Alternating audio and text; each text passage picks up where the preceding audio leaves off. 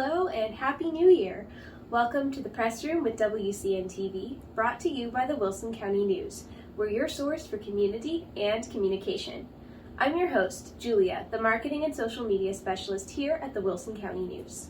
In our last episode of 2022, we're looking back on the last year and talking what's coming in 2023. You can subscribe to print, digital, or both editions of the Wilson County News at wilsoncountynews.com/subscribe so you never miss an edition of your local newspaper. Feel free to follow us where you're watching today so you're always up to date on the Press Room and our other WCN-TV news. What a year 2022 has been. Let's take a look back at what happened.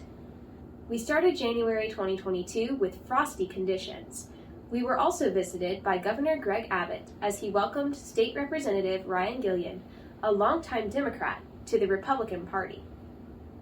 January of this year also saw protest demonstrations from Floresville citizens and Floresville High School students and parents. We kicked off February 2022 with a terrible fire in Stockdale, the start of many to come in the summer. February also saw the start of interest in the March 2022 primary elections, with Wilson County locals seeking state and federal office, whom readers got to hear from in the WCN Candidates Forum. We kicked off March with costly address changes in Lavernia, plus the return of the South Texas Home and Garden Show.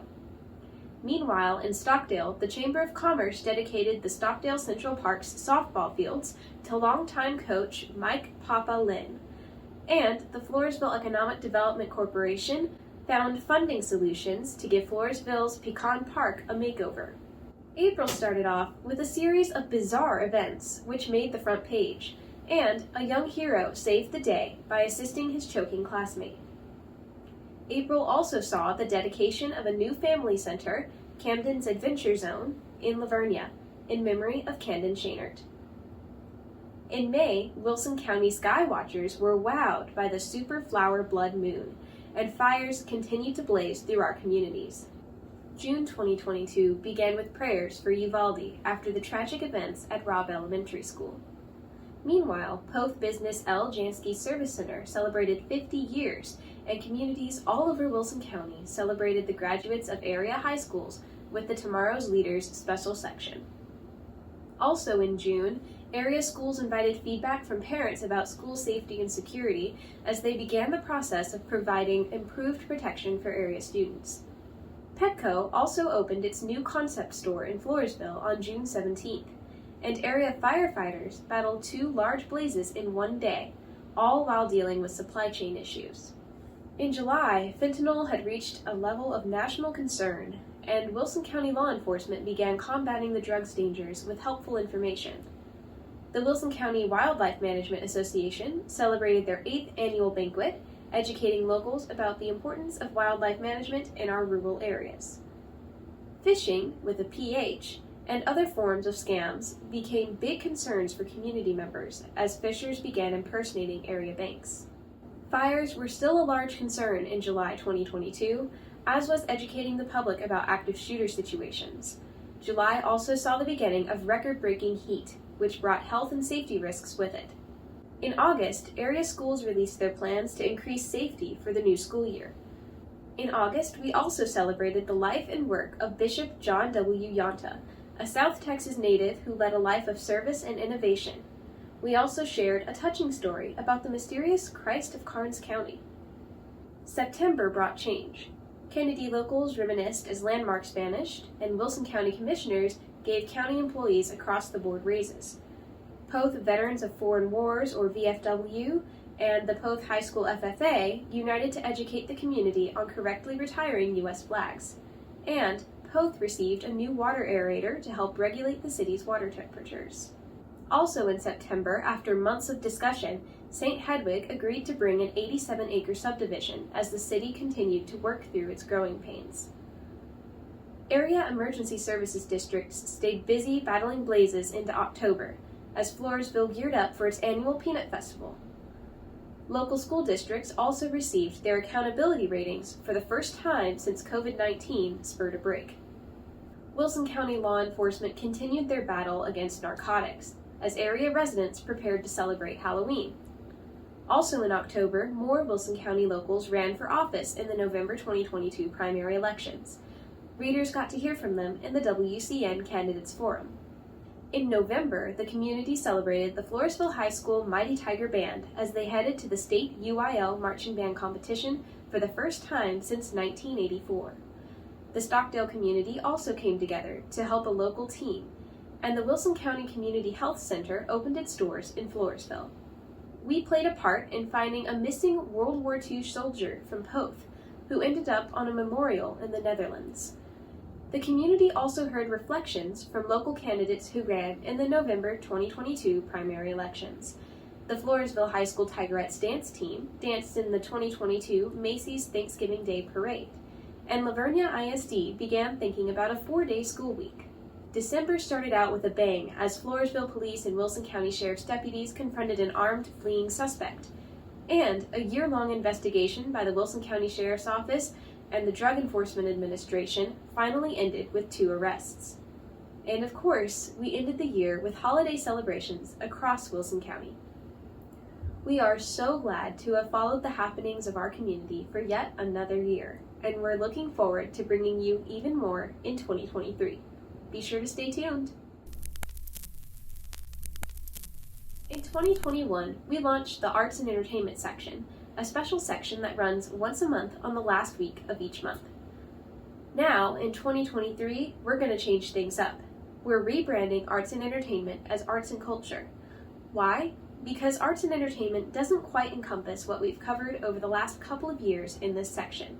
Although the events, people, and art forms we've told you about so far are certainly entertaining, we believe they're more lasting than what the word entertainment implies. Plus, much of what we write about has strong cultural connections for our community. Here's a recap on what we've covered in the Arts and Entertainment section in 2022. In January 2022, we shared A Portrait of an Old Cowboy, a short story written by San Antonio writer Jan Kilby as a special to the Wilson County News. In February, we covered Ballet Nepantla, a New York City-based dance company with connections to Texas through its cast and directors, who all shared Hispanic heritage. They performed their show, Valentina, which told the story of women in the Mexican Revolution through dance, in San Antonio. In March, we shared the story of Ray Blanchette, who creates practical, elemental, and intuitive art using the recycled parts of old machines and vehicles, glass etchings, and more, all from his workshop in Lavernia. In April, Syra Dimitru, a poetic medicine practitioner associated with the Ecumenical Center in San Antonio, shared the healing power of poetry. Poetry got her through her own struggles with trauma and grief, and now she teaches others how to use the art form to heal. Summer 2022 was like country music heaven. We interviewed 3 independent local country music artists so y'all could catch them before your vacation days came to an end. In May 2022, we wrote about Jake Blocker, a 2022 Stockdale High School graduate and classic country singer and songwriter. He has goals to express what he cannot in words through his music, and works to bring the classic country sound back by using original lyrics and classic instrumentation inspired by artists like Mo Bandy, Wanda Jackson, and Hank Williams. In June, we introduced you to Luke Prater, a country singer and songwriter, born, raised, and based in Lavernia. He's been on the road performing both original songs and covers since 2019 and has released 2 EP albums as well as 3 singles. In July, we told you all about Matthew Ryan, born and raised in Elmendorf. He found his way from football star to welding, which is another art form of its own, and finally to the stage. He considers music his calling and has released 2 singles so far with plans for more to come. In August, we moved from music to writers. Bernard Senni is a retired U.S. Army Lieutenant Colonel and former Green Beret, and the author of a series of 5 fiction novels. He started writing after the sudden loss of his son, James, at just 14, and wrote as a form of therapy, naming his series' main character after James. His novels are military-themed, action-packed, but also explore themes of science fiction, love, and philosophy. In September, we explored the Polish Heritage Center in Panna Maria. Panna Maria is the oldest Polish settlement in Texas, and the center was among the last projects of the late Bishop John W. Yanta.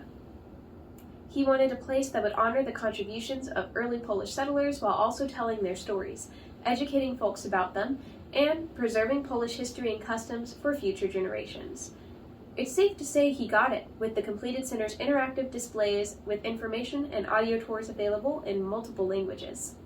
October brought even more creativity and innovation, and we interviewed a mother-stepdaughter pair of entrepreneurial hand sculptors based in Livonia.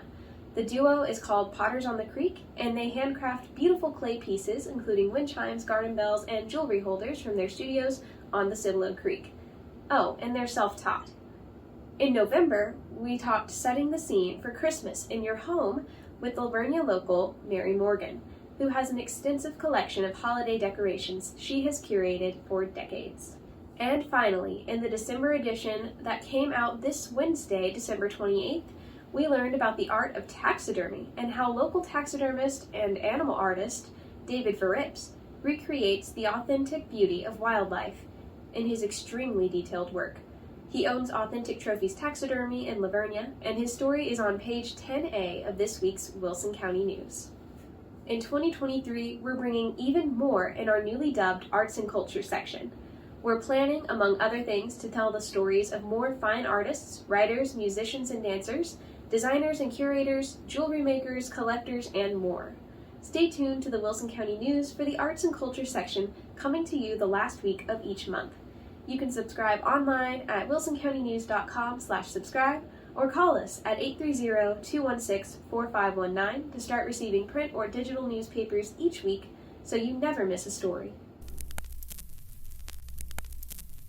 We're helping you start off the new year right. You can enter our Looking Forward 2023 Enter to Win competition to start off your 2023 by supporting local businesses and winning great prizes. Participating local businesses are sharing their insights, tips, and words of wisdom for the new year, plus their New Year's deals. They ask that you visit them in person to register for chances to win gift certificates. While we can't reveal the list of participating businesses just yet, you can look out for them in the January 11th edition of the Wilson County News. Valentine's Day will be here before we know it. So beginning early in February, we will have our Valentine's Day/love story page. While this isn't an Enter to Win contest, it's still a fun way for local businesses to get in touch with their communities. Businesses on the page will tell you all about their deals and gift ideas for Valentine's Day, and you may get to read about a love story or two as well. Rodeo is never long after Valentine's Day, and we're excited to bring another fun page your way in mid to late February.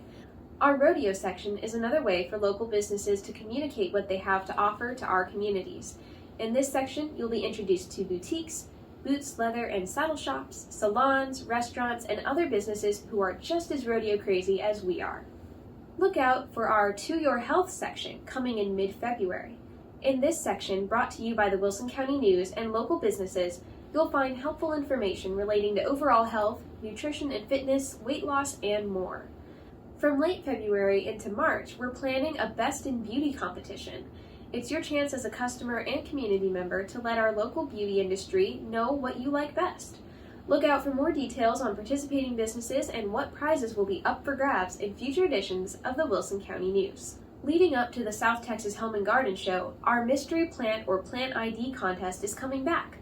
Look out for this much-awaited chance to correctly identify plants for a chance to win prizes toward the beginning of the new year. Then, the South Texas Home and Garden Show is happening on March 25th at the Floresville Event Center.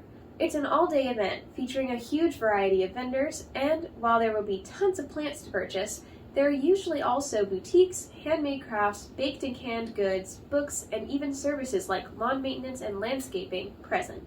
Through all of this, livestock show season prevails.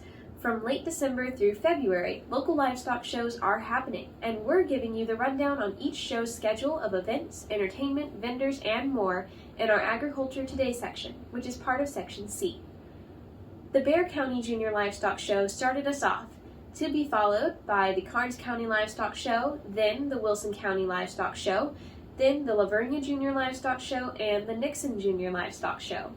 Finally, our Parade of Champions section will run in late March or early April, revealing the final results from the Wilson County Stock Show, plus great photos and stories from the show's events.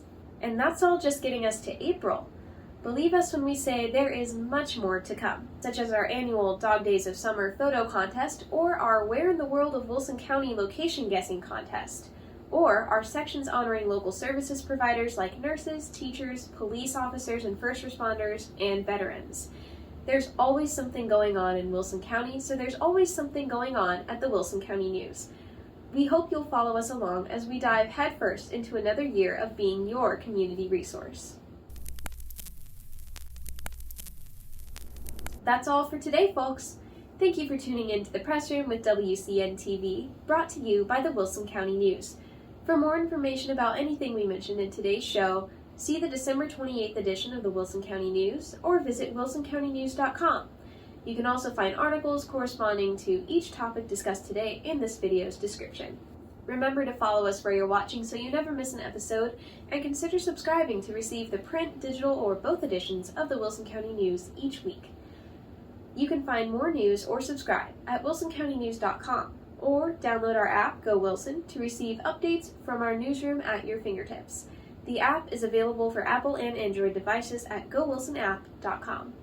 Happy New Year! We'll see you in 2023 for another episode of The Press Room.